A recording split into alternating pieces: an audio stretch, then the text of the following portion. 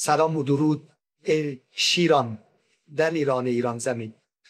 ای هموطن، ای ایرانی، برای اینکه بفهمیم چرا ایران و ایرانی اینطور خاکستر شده باید به تاریخ نگاه کنیم، باید از خودمون سوال کنیم، فکر کنیم و بفهمیم بازی قدرت چگونه است و توسط چه کسانی داره بازی میشه و ما کجای اون بازی هستیم.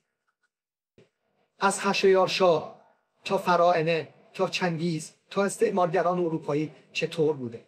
ما این بینیم که هشیارشاه حدوداً 480 سال قبل از میلاد مسیح به یونان حمله میکنه و آتن رو با آتش میکشه.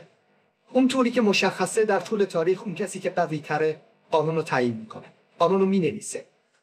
قطعاً ما استثناءاتی داریم مثل کوروش کبیر که به تفاوت‌های انسانی ارزش قائل میشه، ولی اون چیزی که بیشترین تکرار و الگوی تکرار شدنی در طول تاریخ هست اینه که افراد قوی قانون رو مینویسند. از حمله مغول به کشورهای مختلف، به چین، به ایران اون زمان که شهرهای بزرگی رو ویران کرد، شهرهایی مثل نیشابور که جمعیت بیش از 1,000,000 نفر انسان در اون زندگی میکردن و مغول‌ها اونو چنان با خاک یکسان کردن که به مدت 7 سال در نیشابور گندم و جو میکاشتن. چه سرهایی که از بدن جدا شد، چه چشمهایی که در اومد. یکی دیگه از نمونه‌هایی که میشه جنگ‌های تریاک و معتاد کردن یک ملت برای جبران کسری بودجه توسط دربار بریتانیا است. دولت بریتانیا در اواخر قرن 18 با کسری بودجه زیادی در نتیجه شکست در جنگ‌های استقلال آمریکا بخوریم. در این جنگ‌ها هزینه زیادی کرده و مستعمرات آمریکایی و تبع اون مالیات اونها را از دست داده. بنابراین دولت بریتانیا به دنبال دسیسه و تومه جدیدی بود تا اون کشور رو غارت کنه و اون کشور چیزی جز چین نه. بریتانیا در اون دوره کالاهایی مثل چینی، ابریشم، چای و از چین وارد میکرد و مبلغ اونها رو توسط نقره به چین پرداخت میکرد. اما بریتانیا دوست نداشت هزینه کالاها رو به نقره پرداخت کنه، چون این باعث خالی تر شدن بیشتر خزانه میشه. بنابراین دنبال توطئه و دسیسه‌ای بود که اون چیزی نبود جز تریاک. بله، درست شنیدید، تریاک. دولت بریتانیا به جای اینکه از مستعمره‌های خودش مثل هندوستان کالاهای مفید رو به چین صادر بکنه، به جای اون تصمیم گرفت تریاک صادر بکنه، به طوری که در اوایل قرن 19 میلادی میلیون‌ها چینی رو به دام اعتیاد و مرگ کشوند. دولت چین هم تلاش کرد با ممنوع کردن تجارت و مصرف تریاک با این توطئه انگلیس مقابله کنه، اما این اقدامات باعث خشم بریتانیا شد و در نهایت بریتانیا به چین حمله نظامی کرد. در این جنگ بریتانیا با توجه به برتری تکنولوژی در نیروی دریایی تونست چین رو شکست بده و چین رو مجبور به امضای قراردادی کرد که در اون چین هنگ کنگ رو به انگلستان واگذار کرد که هنوز هم ما تبعات اون رو می‌بینیم. 21 میلیون دلار از چین برآمد گرفت و چین مجبور شد 5 بندر شامل بندرهای شانگهای، نانکو، فوژو، اومو و خومن رو به روی بریتانیا برای تجارت تریاک و کالاهای دیگر باز کند. اما این هم بریتانیا راضی نکرد و جنگی دوباره با چین شروع کرد و این دفعه با حمایت یک استعمارگر دیگه به نام فرانسه. و در نتیجه جنگ‌های دوم تریاک چین مجبور شد 10 بندر دیگر رو به روی انگلیس و استعمارگران اروپایی باز کنه.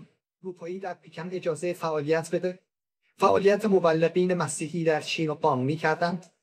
به این نکته بسیار دقت کنید که چرا همچین چیزی باید در این قرارداد گنجونده بشه.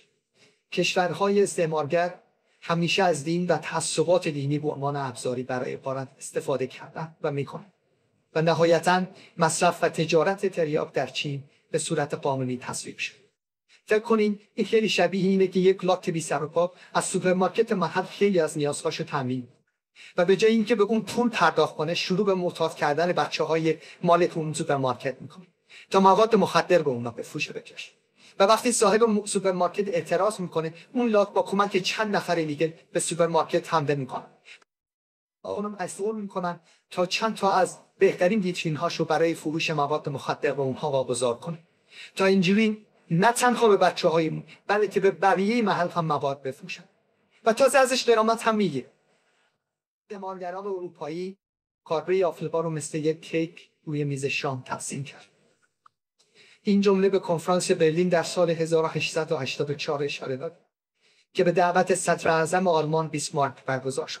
هدف این کنفرانس حل اختلافات میان قدرت‌های استعماری اروپا بر سر تصاحب با آفریقا بود، بدون اینکه جنگ بین خودشان رخ داد.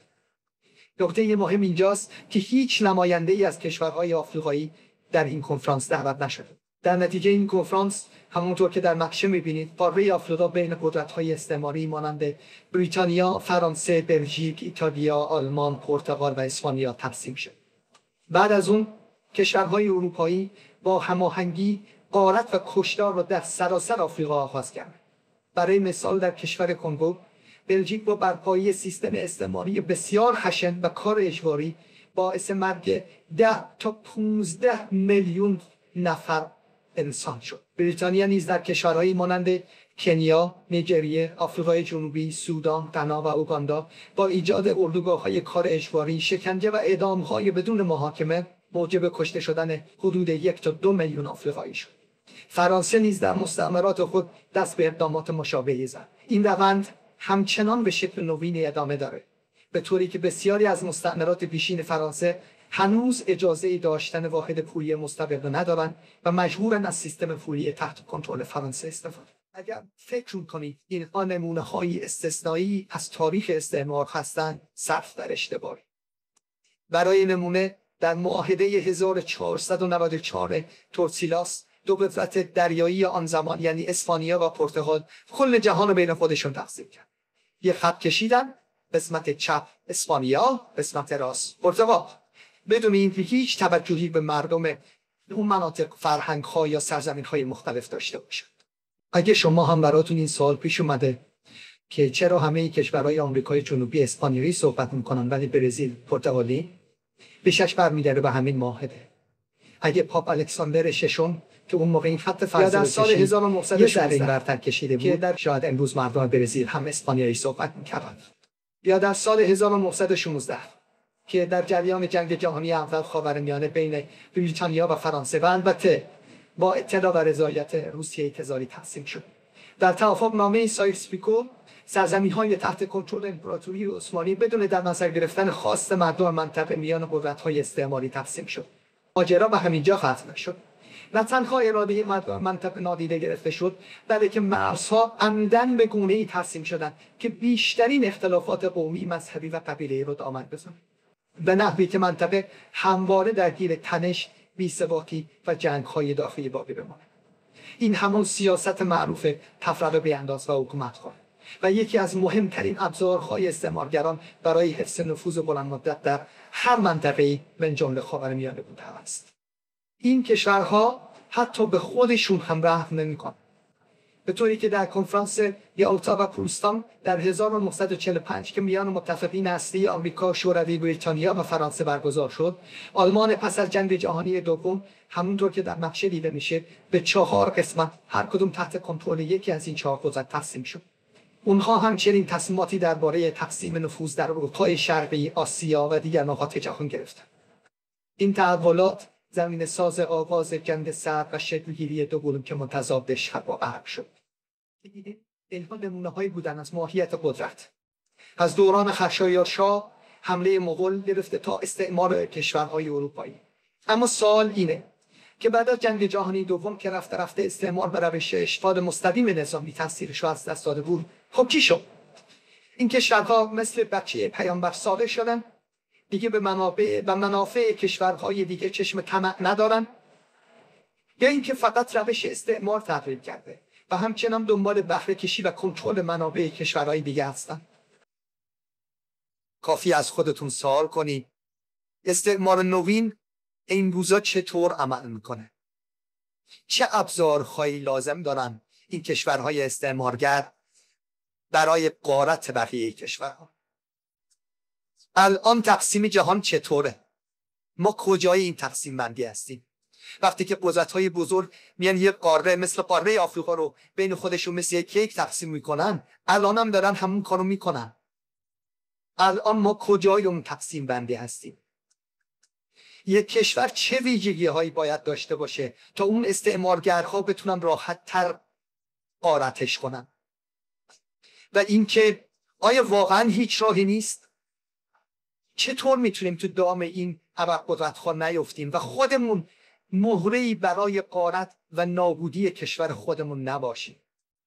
لطفاً به این سوالات فکر کنیم، آگاه بشیم و انتخاب کنیم.